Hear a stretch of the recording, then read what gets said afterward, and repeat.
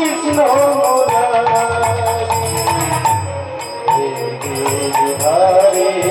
তুমি কৃষ্ণ মুরারি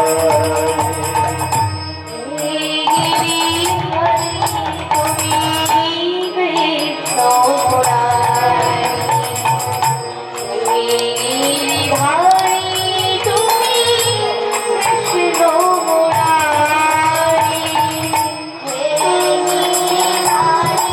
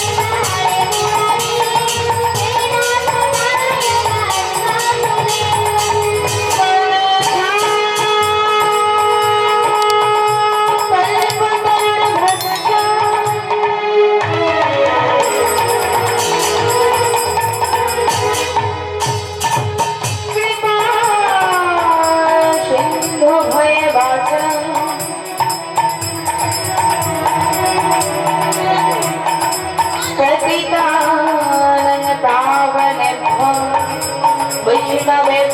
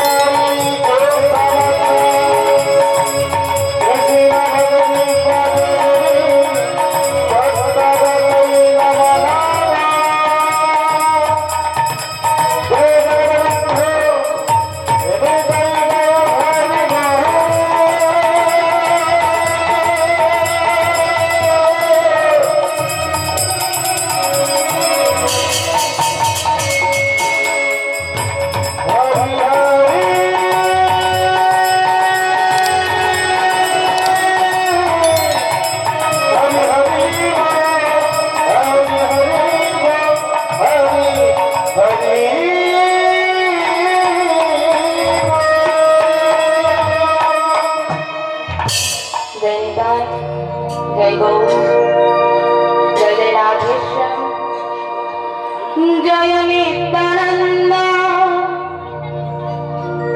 जय गौरा चंद जय राधा वल्लभ जय जय जय हे जय नित्यानंद जय गौरा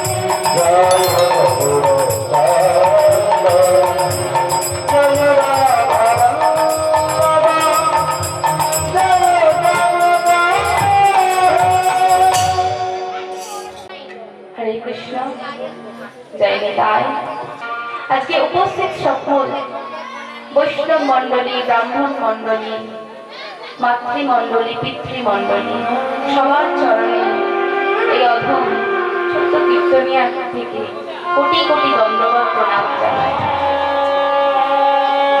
এবং আমার শিক্ষাগুরু, আমার দীক্ষাগুরু এবং যাদের জন্য আজকে আমি হরিকথা বলতে পারছি, আমার সেই পিতা মাতার চরণে অসংখ্য কোটি দণ্ডবত প্রণাম জানাই।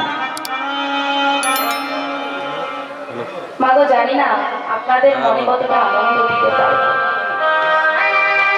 আচ্ছা, অনেক বড় বড় কীর্তনিয়া উঠেছে, কত কীর্তনিয়ারা জানে না। আমি সব থেকে ছোট একজন অধম কীর্তনিয়া, জানি না কতটা আপনাদের মনে আমি সুখ দিতে পারবো, আনন্দ দিতে পারবো। মা ভগবান বলেছে, আমা হতে আমার ভক্ত বড়। তাই মাঝকে ভক্তের কৃপা ছাড়া তো আমি গান করতে পারবো না, আর আমার গৌর হরির কৃপা ছাড়া আমি কৃষ্ণ কথা বলতে পারবো না। তাই এই গান তথা সমস্ত বিশ্ব ব্রহ্মাণ্ডের দেবদেবীর চরণে কোটি কোটি দণ্ডবত প্রণাম জানিয়ে তোমার আজকে পদকর্তা কি বলছে? কলি ঘোর তিমিরে ধরম করম রঘুদূত। তোমার শ্রীকৃষ্ণ চৈতন্য মহাপ্রভু কলিযুগে পাবন অবতার হয়ে নেমে এলেন কোথায়? আমার এই ধরা ধামে নদিয়ার নবদ্বীপে। তিনি নবদ্বীপে এলেন কেন? না জীবকে প্রেম বিলাতে। ভগবান কলিযুগে নেমে এলেন প্রেম বিলাতে, এই হিংসা বিদ্বেষ দূর করতে। কিন্তু মা, আমরা এই কলিযুগের মানব, সবার মনে আমাদের হিংসাই ভক্তি, তাই তো মাগো? কি মায়েরা, আমাদের সবার মনে হিংসা আছে তো?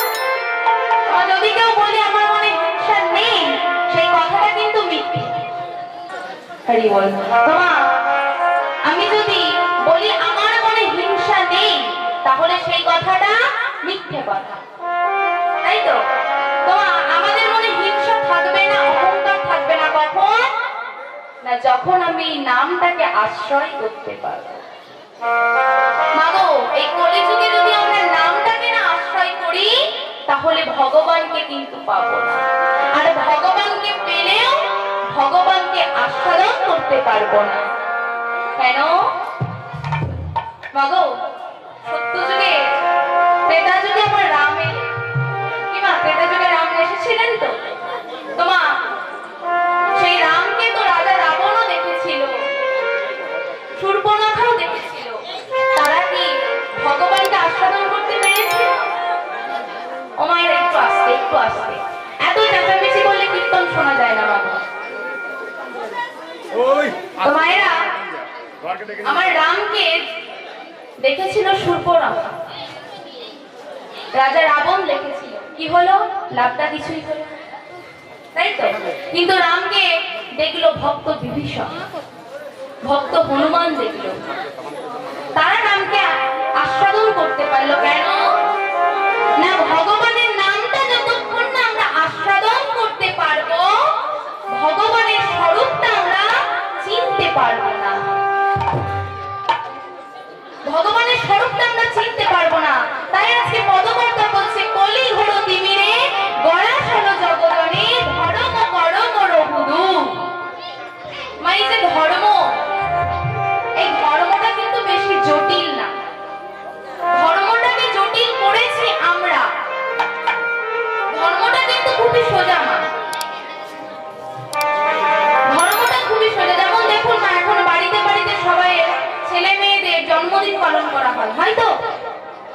হয়? তোমার জন্মদিনে আমরা কি করি গো? কি করি জন্মদিনে? কেক কাটা, তাই তো?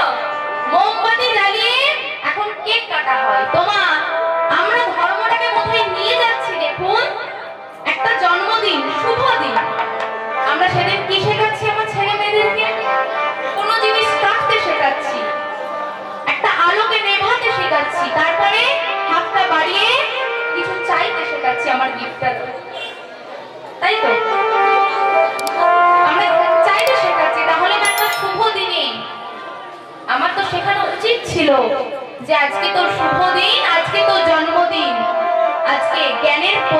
জ্বালা। মোমবাতি নিভিয়ে না, মোমবাতি জ্বালিয়ে জন্মদিন পালন করো। আজকে জন্মদিন, শুভ দিন, কাউকে কিছু দান করো। আমরা আমার ছেলে মেয়েদেরকে শেখাই যে কিছু দান কর, অসহায় মানুষকে কিছু দান কর, সেটা শেখায় না। মোমবাতি নেভানোর যে চলটা উঠে এসেছে, এটা কোথা থেকে এসেছে? আমার সনাতন ধর্মে ছিল ছিল না, বিদেশে এসেছে। তোমা, আমরা বিদেশিদের লেজটা ধরতে খুব ভালোবাসি, অন্যের লেজটা ধরে চলতে খুব ভালোবাসি।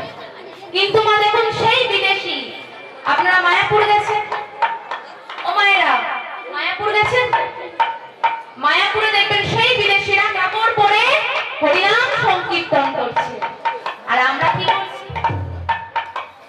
কি করছি গো? আমাদের নদিয়ার নবদ্বীপে ভগবান এলো, আমরা হরিনাম করতে পারলাম না, সেই বিদেশ থেকে বিদেশিরা এসে হরিনাম করছে, হরিনাম বলতে পারছে না, হরে কৃষ্ণ। তাই তো? তাই আজকে কলিযুগে, সেই কলিযুগে ভগবান এলেন, তোমরা আমার নাম করো। তোমরা এখন হরিনাম মানে তো লাফালাফি, ঝাপাঝাপি, শুধু কিভাবে জীব নরকে যাবে সেই পরিচালনা করা। তোমা, আজকে এই কলির যুগে ভগবান এলেন হরিনাম দিতে, হরিনাম শোনাতে। তোমা, আমি যতক্ষণ না ভগবানের নামটা আশ্রয় করতে পারবো, ভগবানকে চোখের সামনে দেখেও চিনতে পারবো না। কেন? মা, একটা রাস্তায় সোনার চেন পড়ে আছে। তোমা, আমি যদি সোনার দোকানদার না হই, আমি বুঝতে পারবো ওটা সোনার ন্যাভিগেশনে? বুঝতে পারবো? পারবো না তো। একমাত্র যিনি সোনার দোকানে কাজ করে তিনি বুঝতে পারবেন এটা সোনা কি সোনা নয়। ঠিক তেমনই মা, আমি যদি ভগবানকে আশ্রয় করতে পারি, ভগবানের নামটাকে আশ্রয় করতে পারি, তাহলে ভগবানকে চিনতে পারবো। না হলে ওই রাবণ রাজার মতন, শিশুপালের মতন, সূর্পনখার মতন ভগবানকে দেখেও ভগবানকে চিনতে পারবো না, ভগবানকে আমরা চিনতে পারবো না। মাগো, এই কলিযুগে হরিনাম নিয়ে এসে এত কীর্তন কীর্তন করে লাভ কি যদি ভগবানকে না চিনতে পারি? তাই আজকে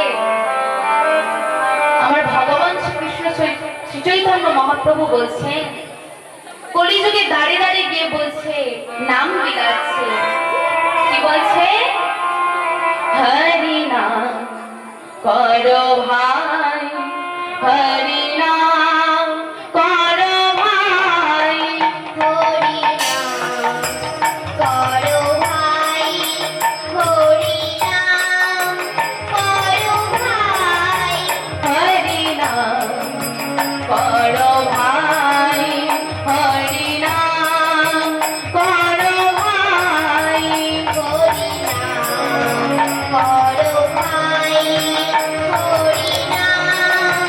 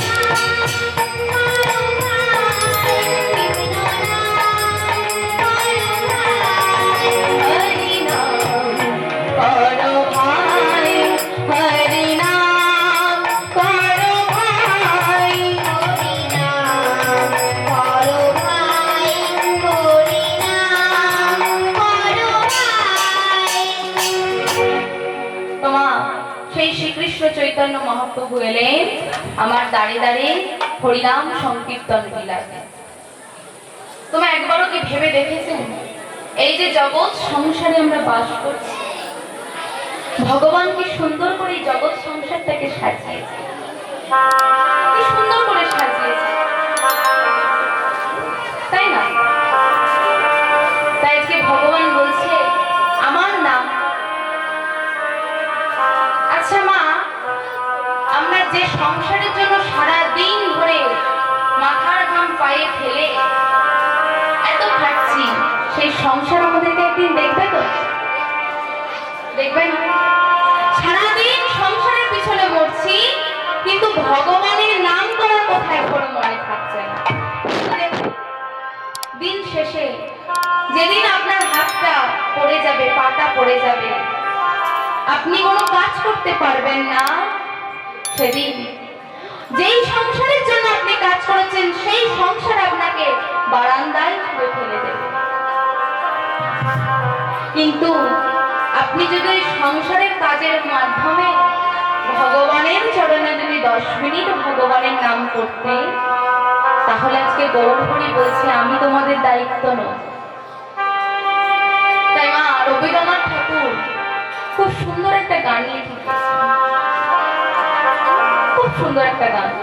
তিনি বলছেন এই জগৎ সংসারটাকে কি সুন্দর করে সাজিয়েছে, কি সুন্দর করে সাজিয়েছে। তাই আজকে রবীন্দ্রনাথ ঠাকুর বলছেন তাই তোমার আনন্দ আমার পার, তুমি তাই এসেছো নিচে, আমায় রইলে ত্রিভুবনেশ্বর, তোমার প্রেম হতো যে নিচে, তাই তোমার আনন্দ আমার পার, তুমি তাই এসেছো নিচে, আমায় নিয়ে মেরেছো মেলা, আমার হিয়ায় চলছে রসের খেলা, আমায় নিয়ে মেরেছো মেলা, আমার হিয়ায় চলছে রসের খেলা, মোর জীবনে বিচিত্র রূপ ধরে তোমার ইচ্ছা তরঙ্গিছে, তাই তোমার আনন্দ আমার পার, তুমি তাই এসেছো নিচে, আমায় নইলে ত্রিভুবনেশ্বর, তোমার প্রেম হতো যে নিচে, তাই তোমার আনন্দ আমার পার, তুমি তাই এসেছো নিচে। আজকে কবিগুরু রবীন্দ্রনাথ ঠাকুর বলছে তাই তোমার আনন্দ আমার পর, তাই এসেছো তুমি নিচে। প্রভু আমাকে আনন্দ দেওয়ার জন্য এই ধরা ধামে তুমি নিচে নেমে এলে, আমারই জন্য তুমি মেলা সাজালে, আমাকে আনন্দ দেওয়ার জন্য তুমি নাম নিয়ে এলে। মাগো এই পৃথিবীতে আমরা মেলায় ঘুরতে যাই, সকলে মেলায় ঘুরতে যাই মায়েরা, তোমার মেলায় গিয়ে কি দেখি? কোথাও পানের দোকান, কোথাও থালাবাটির দোকান, কাঁচের গ্লাসের দোকান, হাড়ের দোকান, তাই তো? কত সুন্দর করে মেলা সাজানো থাকে। ঠিক তেমন করে আমাদের গৌরহরি এই জগৎ সংসারটাকে মেলার মতন সাজিয়েছে। কিরকম? কোথাও পাহাড়, কোথাও নদী, কোথাও মরুভূমি, আবার কোথাও শুধু লাল মাটি, কোথাও বন জঙ্গল। খুব সুন্দর করে আমাদেরকেই আনন্দ দেওয়ার জন্য আমার গৌর হরি পৃথিবীতে মেলা সাজিয়েছে, খুব সুন্দর করে মেলা সাজিয়েছে। তোমা একদিন আকবরকে সবাই চেনে। তোমার সেই আকবর রাজা, তার মন্ত্রী কে ছিল? বীরবল। তো বীরবলকে বলছে, বীরবল না তুমি তো হিন্দু। হ্যাঁ, তা তোমার ধর্মে, হিন্দু ধর্মে, মা আমি কোনো ধর্মকে ছোট করছি না, সমস্ত ধর্মে দেখবেন ইসলাম ধর্মে ভগবান নিজে নেমে আসেন না। ভগবান নিজে নেমে এসেছেন? ভগবান নিজে নেমে আসেন না, ভগবানের প্রেরিত দূত নেমে আসেন। খ্রিস্টান ধর্মে যীশু খ্রিস্ট তিনি ভগবানের প্রেরিত দূত, কিন্তু একমাত্র এই সনাতন ধর্মে, হিন্দু ধর্মে আমার গৌর হরি নেমে এলেন, ভগবান নিজে নেমে এলেন। তিনি কোনো তার প্রেরিত দূতকে পাঠালেন না, তার কোনো দাসীকে পাঠালেন না, তার কোনো মন্ত্রীকে পাঠালেন না, স্বয়ং ভগবান এই সনাতন ধর্মে নেমে এলেন। তাই একবার বলছে, বীরবল তোমাদের এই সনাতন ধর্মে ভগবান কেন নেমে আসেন? বলো তো, ভগবান তোমাদের, ভগবানের তো অনেক দাস দাসী আছে, অনেক মন্ত্রী আছে, তাহলে তারা কেন আসে? ভগবান কেন নেমে আসে? তখন বীরবল ভাবছে মনে মনে যে আকবরকে, রাজাকে বলে তো বোঝানো যাবে না, তাই একটা প্র্যাকটিক্যাল কিছু করে দেখাতে হবে। তাই কি করেছে, পরের দিনে আকবরের ছেলে খেলা করছিল, তা খেলা করতে করতে সেই ফাঁকেতে বীরবল কি করেছে, রাজার ছেলেটাকে নিয়ে লুকিয়ে রেখেছে।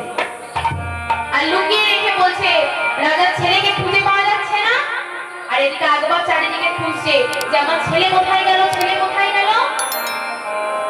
আর খুঁজতে খুঁজতে এমন সময় দেখছে, বীরবল বলছে যে রাজা দেখুন ওই নদীতে নৌকার উপর একটা পুতুল সাজিয়ে রেখেছে রাজার ছেলের জামা কাপড় পরিয়ে। আর আকবরকে বলছে, হে মহারাজ দেখুন ওই নদীর উপরে যে নৌকাটা ভাসছে, ওখানে আপনার ছেলে বসে আছে। আকবর যে দেখেছে যে আমার ছেলে নৌকার উপরে বসে আছে, নৌকাতে কোনো মাঝি নেই, আকবর ভাবছে যে আমার ছেলে তাহলে তো ডুবে যাবে, আমার ছেলে তো তাহলে ডুবে যাবে। এই ভেবে যা করেছিল সব সমেত নিয়ে নদীতে ঝাঁপ দিয়েছে। আর নদীতে ঝাঁপ দিয়ে সাঁতার কেটে গিয়ে নৌকায় উঠে দেখছে একটা পুতুল, একটা পুতুল দেখতে পেয়েছে। এবার তো আকবর রেগে গেছে, আমার সাথে এরকমই আর কি, আমার সাথে এরকম রসিকতা কে করেছে? তখন বীরবল বলছে, আগে আপনি কিছু মনে করবেন না মহারাজ, আপনি গতকাল প্রশ্ন করেছিলেন যে আমার ভগবান কেন এই ধরাধামে নেমে আসে, আমার ভগবান কেন এই ধরাধামে নেমে আসে। আমি উত্তরটা আজকে দিলাম। আগে বলুন, আপনার তো এত দাস দাসী ছিল, আপনার রাজসভায় তো অনেক প্রজারা ছিল, আপনি তাদেরকে না পাঠিয়ে আপনি নিজে কেন ছুটে গেলেন আপনার ছেলেকে বাঁচাতে? আকবর বলছে, না আমি যাব না, ও আমার ছেলে, আমি ওর বাবা। বীরবল বলছে, মহারাজ ঠিক যেমন আপনি বাবা হয়ে আপনার ছেলেকে বাঁচাতে গেছেন, ঠিক তেমন আমার সনাতন ধর্মের ভগবান নিজে পিতা হয়ে তার সন্তানদেরকে রক্ষা করার জন্য নেমে আসেন। তাই গৌর হরি হরি হরি বল। তিনি নেমে আসেন এই ধরাধামে তার সন্তানদের রক্ষা করার জন্য, তিনি নিজে পিতা হয়ে নেমে আসেন। তাই মা আজকে ভগবান বলছে, হে কলিযুগী, সারাদিন তোমরা যাই করো, সারাদিনে অন্তত একবার আমার নাম করো। কারণ মাগো এই কলিযুগে ধর্মটা তো বেশি কঠিন না। কেন কঠিন? কারণ সত্য যুগে যজ্ঞ করতে হতো, মানে যজ্ঞ করার জন্য যে যোগ্যতার প্রয়োজন, সেই যোগ্যতা আমাদের মধ্যে নেই, তাই আমরা যজ্ঞ করতে পারবো না।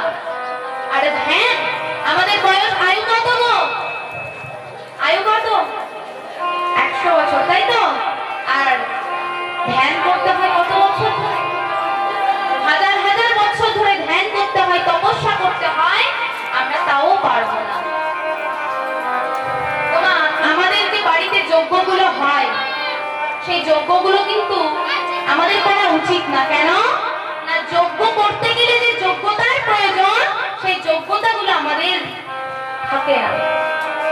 ক্ষমা করবেন মা, যে সমস্ত ব্রাহ্মণকে নিয়ে আমরা যজ্ঞ করাই, শাস্ত্র বলছে যিনি যজ্ঞ করবেন তিনি সারা জীবনে কোনোদিন মিথ্যে কথা বলবেন না। বা যিনি যজ্ঞ করছেন তিনি বলতে পারবেন যে তিনি কোনোদিনও মিথ্যে কথা বলতে পারেন? তিনি বলবেন কোনোদিনও? তার বলতে কিন্তু কষ্ট হবে, কারণ মায়ের কলিযুগে আমাদেরকে মিথ্যে কথা বলতে বললে আমরা দুম দুম করে হাজারটা মিথ্যে কথা বলে ফেলি, কিন্তু একটা সত্যি কথা বলতে গেলে হাজারবার ভাবতে হয় যে আমি সত্যি কথাটা বলবো তো। যে যুগে আমি সত্যি কথা বলতে ভয় পাই সে যুগে আমি যোগ্য করব কেমন করে করব? তাহলে তাই জন্য আমার গৌরাঙ্গ মহাপ্রভু বললেন যে কলিযুগে তোমাদেরকে বেশি কিছু করতে হবে না, শুধু যে হাত দুটো দিয়েছি সেই হাতে তালি দিয়ে আমার নাম করো, তাহলেই তুমি আমাকে পাবে। তাই বলছে আজকে চারি বেদ সরদর্শন করিয়া যে যান, চারি বেদ সরদর্শন করিয়া যে যান, চারি বেদ সরদর্শন করিয়া যে যান, চারি বেদ সরদর্শন করিয়া যে যান, সে যদি মন অঙ্গ নাহি ভাজে নাহি ভাজে, সে যদি মোর অঙ্গ নাহি ভাজে নাহি ভাজে, পৃথা তার অধ্যয়ন লোচন ভিহিল সে জান, বৃথা তার অধ্যয়ন লোচন ভিহিল সে জান, পৃথা তার অধ্যয়ন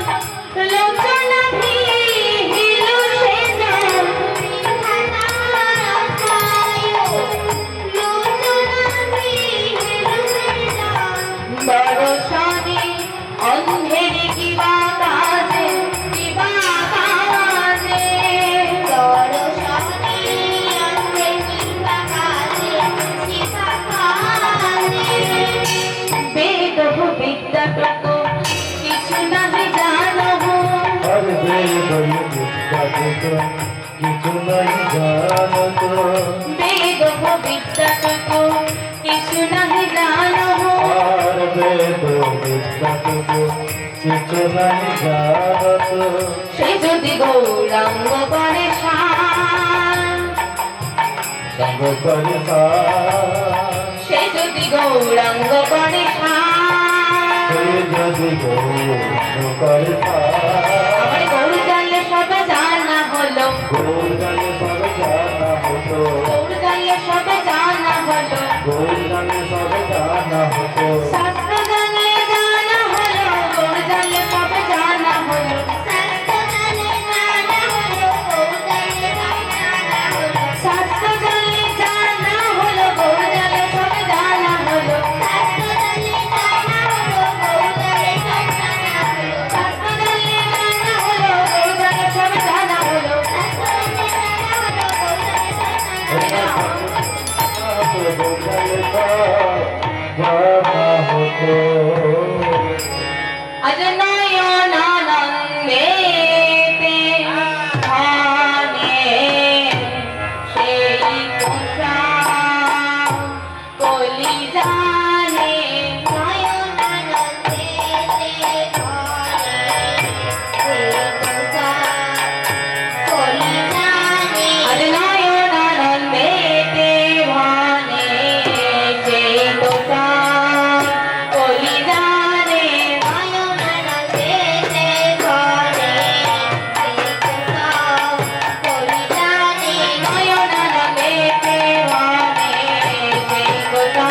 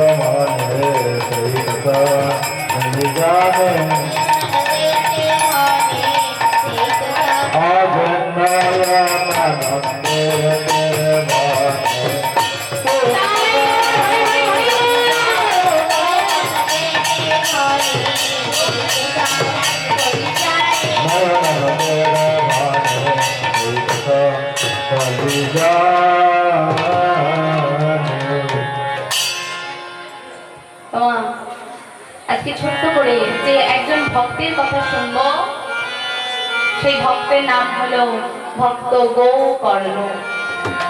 তোমা এই ভক্তের কথা জানার আগে আমরা একটু বৃন্দাবন ভজন করতে করতে আমরা ভক্ত গোকর্ণের কথা জানবো।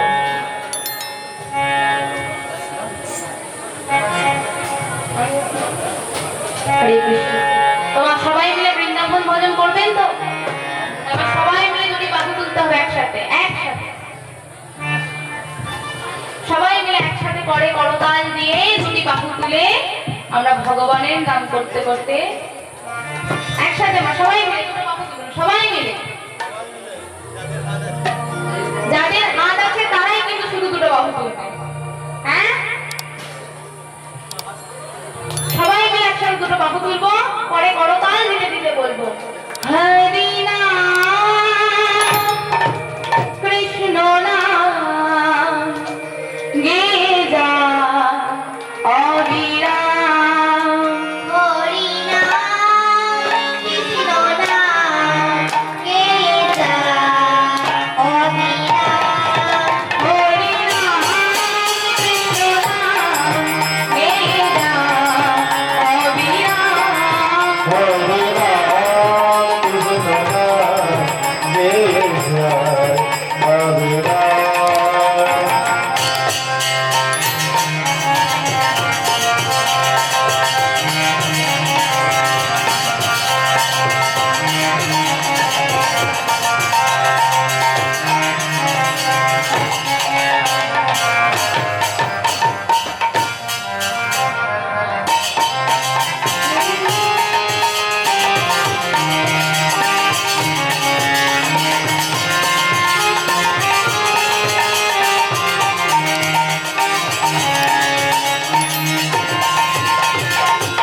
কিছু হবে যেতে হবে নামে গরম তারে পাবে একসাথে। বিশ্বভাবে যেতে হবে আমি কদম তারি পাবে। কিছু হবে যেতে হবে নামে গরম তারে পাবন। বিশ্বভাবে যেতে হবে আমি কদম তারি পাবে।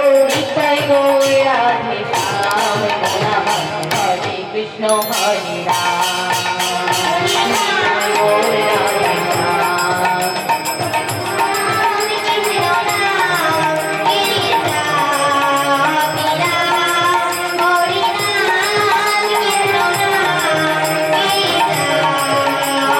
যা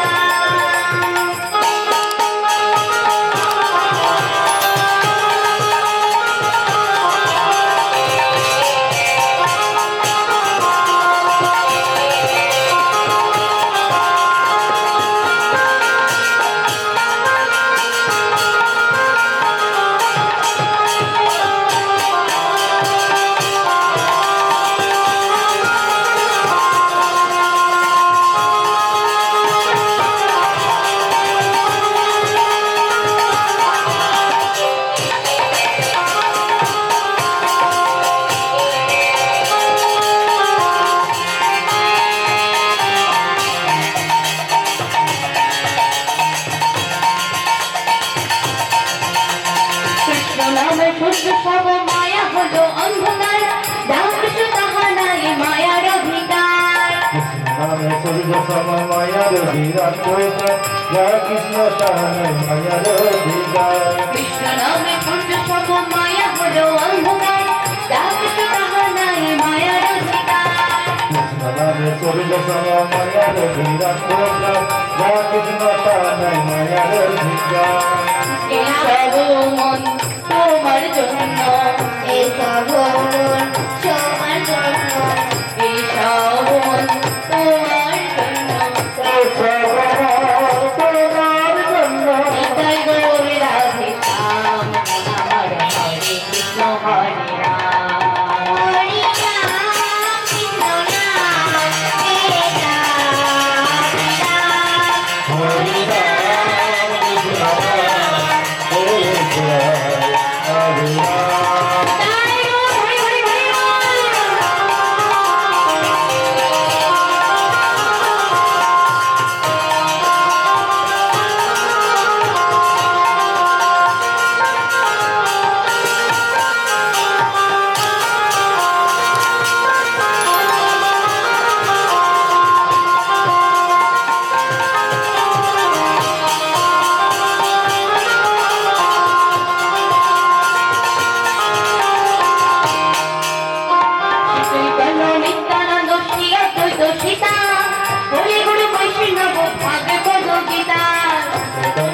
নিত্যানন্দ অদ্বৈত পিতা হরি গুরু বৈষ্ণব সর্বপ্রণীতা চৈতন্য নিত্যানন্দ শ্রী অদ্বৈত পিতা হরি গুরু বৈষ্ণব ভাগবত গীতা চৈতন্য নিত্যানন্দ শ্রী অদ্বৈত পিতা হরি গুরু বৈষ্ণব ভাগবত গীতা এই সব তোমার জন্য এই সব মন তোমার জন্য এই সব তোমার জন্য এই সব মন তোমার জন্য নিতাই গৌর রাধে শ্যাম বলা হরে কৃষ্ণ হরে রাম হরি নাম কৃষ্ণ নাম বেদা বিরাম হরি নাম নিতাই গৌর হরে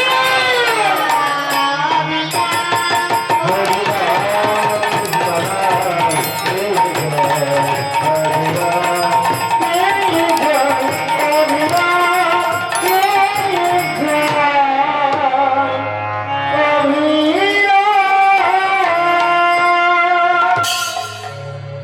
জয় জয় শ্রী কৃষ্ণচন্দ্র কি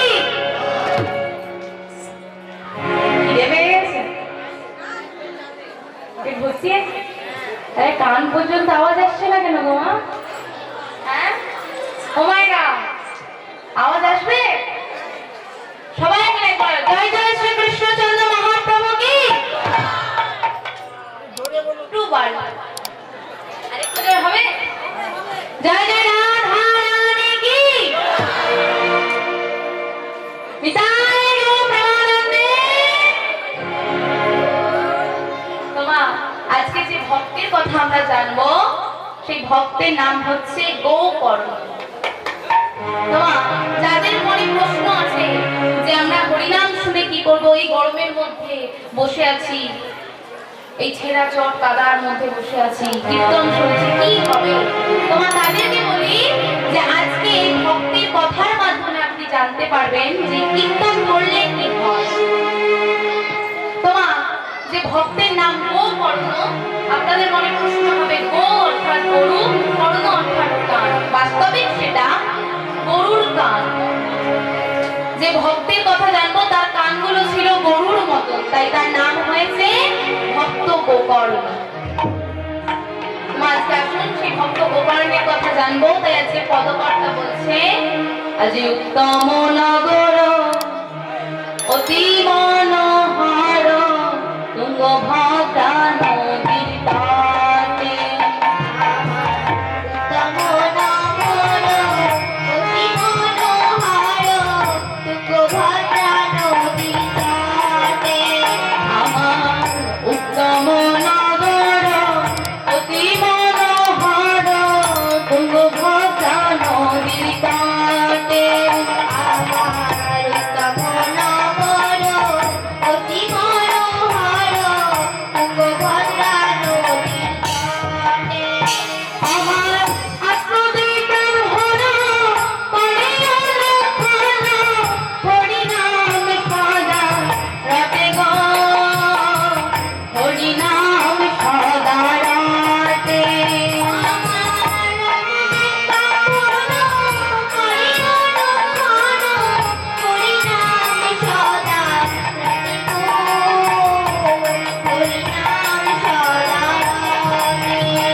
হরা হরি হরি হরি বলে হরি হরি হরি হরি হরি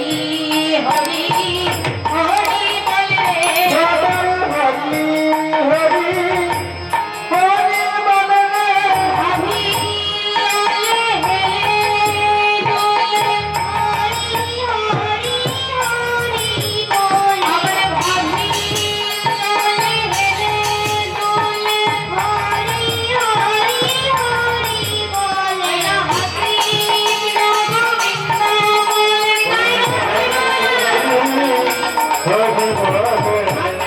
কৃষ্ণ গোবিন্দ বলে হরি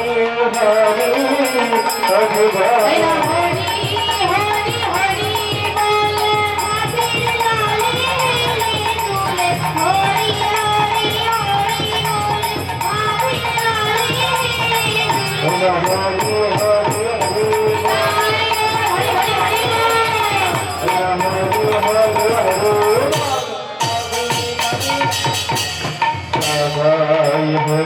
হরে বলে তোমার আজকে সেই গোকর্ণ একটা গ্রাম আছে মা, সেই গ্রামেতে সমস্ত ধরনের মানুষ বাস করে। সেই গ্রামে আত্মদেব ব্রাহ্মণ বাস করে। তোমার আত্মদেব ব্রাহ্মণের চরিত্র কেমন না, তিনি খুবই ভদ্র, নম্র, ভক্তিপরায়ণ, কারোর সাথে কোনোদিনও ঝগড়া করে না, ভক্তির সাথে কথা বলে। তিনি ব্রাহ্মণ, পুজো করতে যান।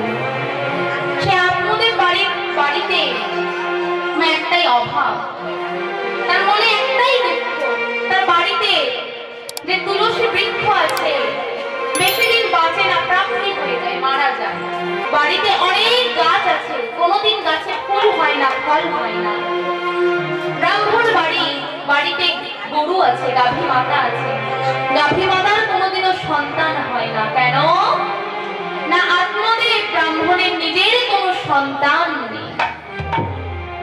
তার মনে প্রচুর দুঃখ, অনেক কষ্ট, অনেক বেদনা। তাও সে গ্রামের মানুষের সাথে খুব ভালো ব্যবহার, যার সাথে দেখা হয় জিজ্ঞাসা করে কেমন আছো, ভালো আছো। সবার সামর্থ্য ভাবে সবাইকে সাহায্য করে, যতটা নিজের সামর্থ্য সবাইকে সাহায্য করে। তোমার আত্মদেব ব্রাহ্মণের বাড়ি আছে, জমি আছে, জমা আছে, ঘর বাড়ি সমস্ত কিছু আছে, শুধু একটা সন্তান নেই। আর আত্মদেব ব্রাহ্মণের স্ত্রী এতক্ষণ তো শুধু শুনলেন আত্মদেব ব্রাহ্মণের কথা। তিনি খুব ভক্তিপরায়ণ, তিনি খুব ভালো মানুষ, সবার সাথে খুব ভালো ব্যবহার করেন।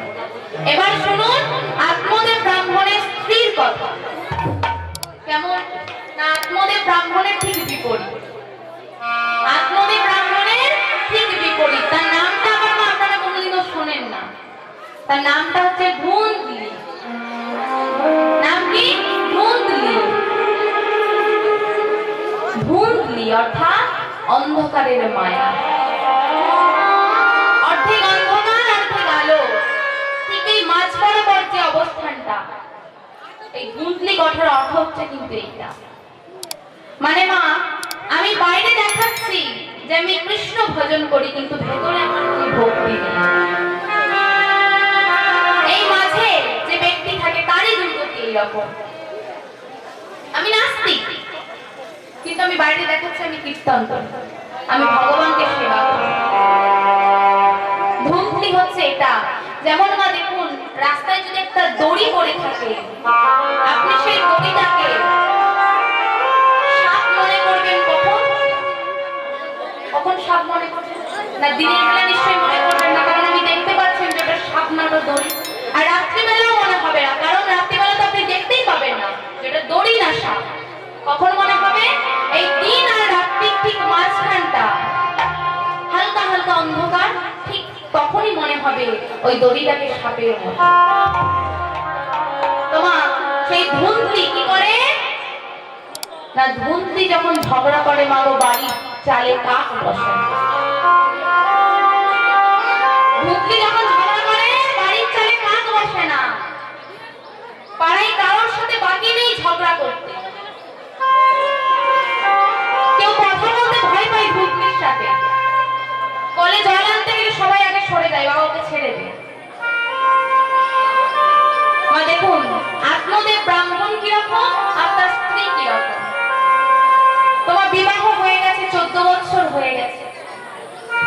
আজকে আত্মদেব ব্রাহ্মণের মনে খুব দুঃখ, দয়াময়, সারা জীবন তোমার সেবা করে এলাম, সারা জীবন, সারা জনমটা তোমার সেবা করে, নিজেকে তোমার চরণে সঁপে দিই।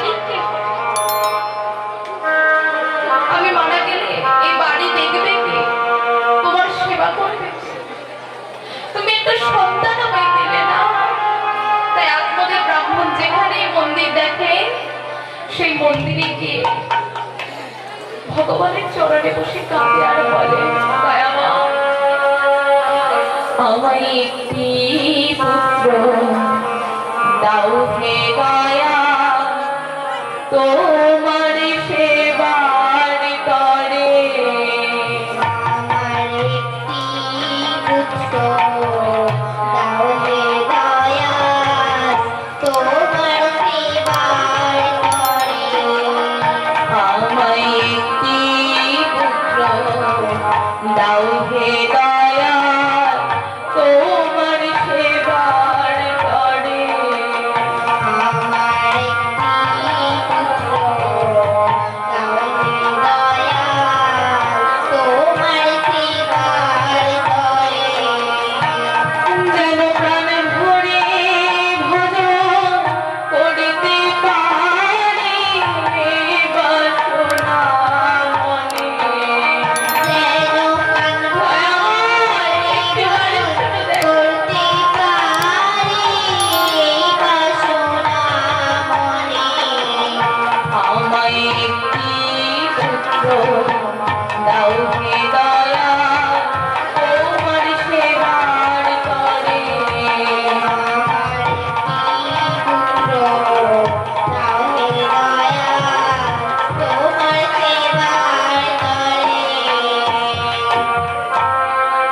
তাই মা, আজকে আত্মদেব ব্রাহ্মণ মনে মনে ঠিক করছে, আজ আমার বিবাহ হয়ে গেছে, 14 বছর পেরিয়ে গেল। দয়াময়, তুমি যখন আমাকে একটা সন্তান দিলে না,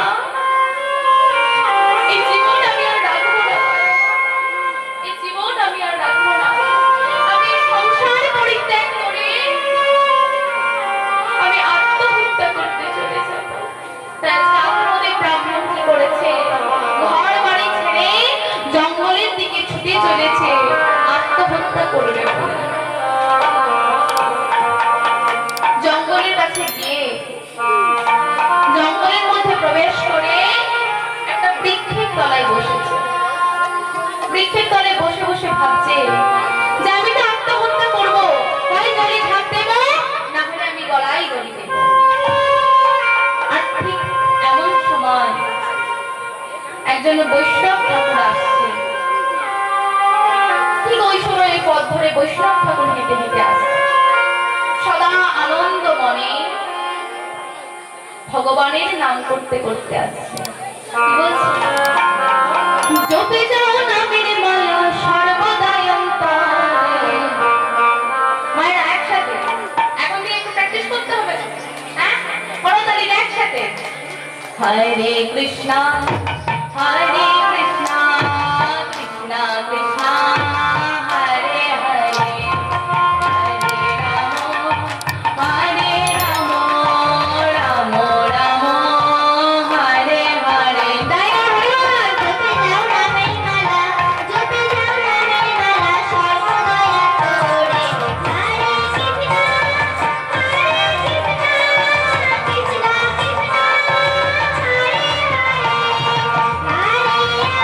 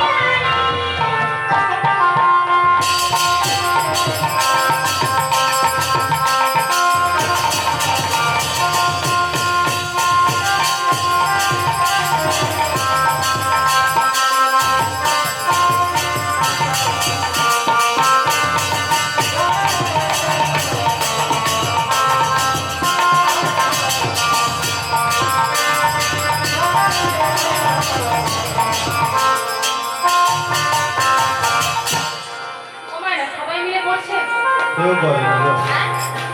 আমি তো কাউকে দেখতে পাচ্ছি না করছে বলে। তুমি টাকা নিবে, তারা হাততালি দিবে। টাকা তো তুমি নিবে, তুমি তাদের দেবে। তাহলে শুধু শুধু তারা হাতগুলো ব্যথা করবে না। তোমা ভালো কথা বলেছে, হাত কেন ব্যথা করবে? তোমা সায়েন্স কি বলছে? এই হাতে তালি দিলে কি হয় না, আমার শরীরে যত নার্ভ আছে সমস্ত নার্ভের কাজ হয়ে যায়। আর শাস্ত্র কি বলছে যে আমাদের দেহে যে 5টা ইন্দ্রিয় আছে, ক্রোধ, কাম, অহংকার, এগুলো সব কিন্তু দূরে চলে যায়। ঠিক যেমন একটা গাছে পাখি বসলে তার নিচে যদি আমি হাততালি দিই, পাখিগুলো কি হয়? দূরে চলে যায় তো। ঠিক তেমন শাস্ত্র বলছে আমি যদি হাততালি দিয়ে ভগবানের নাম করি, তাহলে আমাদের মনের মধ্যে যে ক্রোধ, কাম, অহংকার, মোহ, মদ, মাৎসর্য আছে, সেগুলো সব দূরীভূত হয়ে যায়। দুটোই চাই তো, দুটোই চাই তো মা। তোমার এখন তো রথ চলছে, তাই তো? রথযাত্রা হয়েছে তো। তোমার কে কে পুরী ধামে গেছেন? পুরী ধামে গিয়েছেন? তোমার পুরী ধামে তোমার যে রথযাত্রা হয়েছে, রথযাত্রা যেটা চলছে, তোমার কোন মাসে রথ তৈরি হয়? জগন্নাথ দেবের যে মূর্তিটা তৈরি হয় কোন মাসে?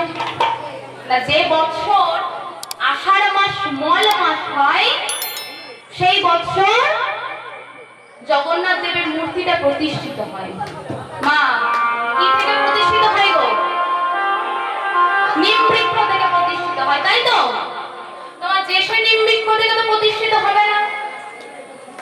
কোথায় থেকে নিম বৃক্ষ আনতে হবে? না, চলে যেতে হবে নীলগিরির পাদদেশে। ওই নীলগিরির পাদদেশে 3টে নিম বৃক্ষ খোঁজা হবে। কি কি? না, একটা নিম বৃক্ষের গায়ে থাকবে শঙ্খ, একটা নিম বৃক্ষের গায়ে থাকবে পদ্ম, আর একটা নিম বৃক্ষের গায়ে থাকবে চক্র। এই 3টে নিম বৃক্ষ কাটা হবে।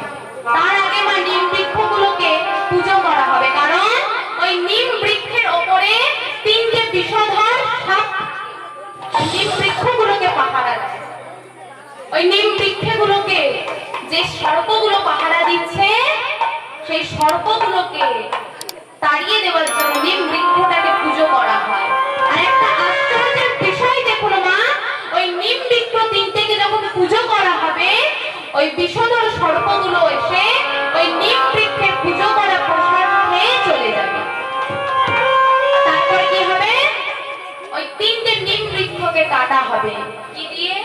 সোনার কুঠার, রূপার কুঠার আর লোহার কুঠার। ওই 3টে নিম বৃক্ষকে কাটা হয়ে আনা হবে পুরীর জগন্নাথ মন্দিরে। ওই যে নিম বৃক্ষ আনা হলো, ওই নিম বৃক্ষটা মূর্তিকে স্থাপন করবে, মূর্তিকে তৈরি করবে। যে সে মূর্তি তৈরি করলে হবে না, কে করবে? সবর জাতি, একজন সবর জাতিকে ডেকে আনতে হবে ওই নিম বৃক্ষ থেকে জগন্নাথ দেবকে তৈরি করার জন্য। সেই সবর জাতির একজন এসে জগন্নাথ, বলরাম, সুভদ্রা দেবীর মূর্তি নির্মাণ করবে। মূর্তি নির্মাণ করা হলো, এবার প্রাণ প্রতিষ্ঠা হবে। আমার প্রাণ প্রতিষ্ঠা কি করে হবে? না, খোঁজা হবে এই পুরী ধামে, ওই পুরী জগন্নাথ মন্দিরে খোঁজা হবে সব থেকে বৃদ্ধ পান্ডাকে আছে। সব থেকে যে বৃদ্ধ পান্ডাটি আছে, তাকে ডেকে আনা হবে ওই মূর্তিতে প্রাণ প্রতিষ্ঠা করার জন্য। তোমার যেদিন প্রাণ প্রতিষ্ঠা করা হবে জগন্নাথ দেবের, সেদিন পুরী ধামে সব জায়গায় ইলেকট্রিসিটি সরকার থেকে বন্ধ থাকবে, শুধু জগন্নাথ দেবের মন্দিরে একটা প্রদীপ জ্বলবে। আর আমাকে প্রাণ প্রতিষ্ঠা করতে কি লাগে?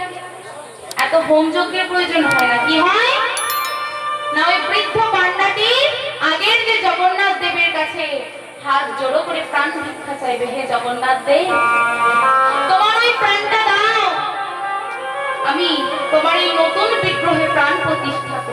জগন্নাথ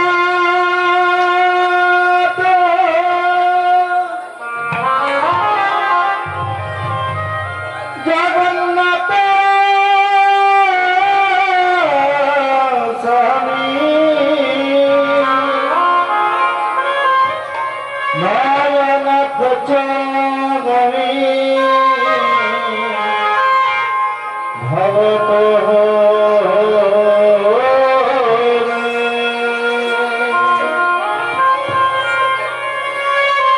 তোমা তিনটে মূর্তি থেকে প্রাণ নিয়ে আমার নতুন বিগ্রহে প্রাণ প্রতিষ্ঠা করা হবে। ঠিক তারপরে একটা আশ্চর্যের বিষয় দেখতে মা, যে বৃদ্ধ পান্ডাটি জগন্নাথ দেবের প্রাণ প্রতিষ্ঠা করলো, ঠিক 1 মাসের মধ্যে তার মৃত্যু হবে। তাই মা আজকে সবাই মিলে ভগবান যে আছে তার প্রমাণ পাচ্ছি। আমরা সবাই মিলে একসাথে করতাল দিয়ে